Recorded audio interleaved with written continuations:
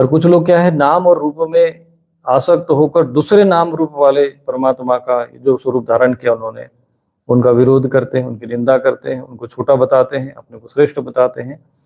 ऐसे लोग मूर्ख होते हैं, उनको तत्व का ज्ञान होता नहीं है।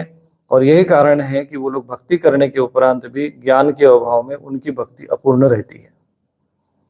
और अपूर्ण भक्ति के कारण वो लोग, क्योंकि ज्ञान युक्त भक्ति होती है तभी वो परम भक्ति मानी जाती है। और ज्ञान और वैराग्य से हीन यदि भक्ति होगी तो वो भक्ति रोती है। जैसे भागवत के अंत में एक वर्णन आता है, ज्ञान और वैराग्य भक्ति के दो पुत्र हैं, वो वृद्ध हो रहे इसलिए भक्ति रो रही है। तो यहाँ पर एक दृष्टांत है, कल्पना की गई है, भावना की गई है। यहाँ पर समझना ये है कि भक्ति तभी पुष्ट होगी, भक्ति तभी आपकी पूर्ण मानी जाएगी यदि आप भगवान की भक्ति करते हैं, जब वो ज्ञान और वैराग्य से युक्त होती है।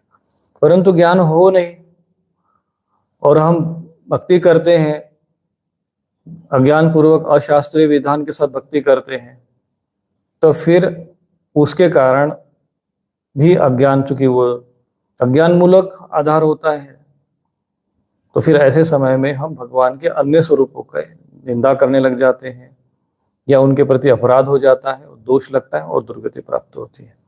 इसलिए इसी को कहते हैं, भगवान भगवद गीता में कहते हैं कि जो मेरे जन्म कर्म है यो यो मेति तत्वतः, ये तत्व शब्द वहां पर बार बार आता है। तो भगवान का जिस रूप में भी वर्णन है, चाहे शिव पुराण में शिव जी का वर्णन हो, विष्णु पुराण में विष्णु जी का वर्णन हो, गणेश पुराण में गणेश जी का वर्णन हो, तो नाम और रूप भले ही भिन्न हो जाए परंतु तत्व रूप में वो एक परम तत्व का ही वर्णन है।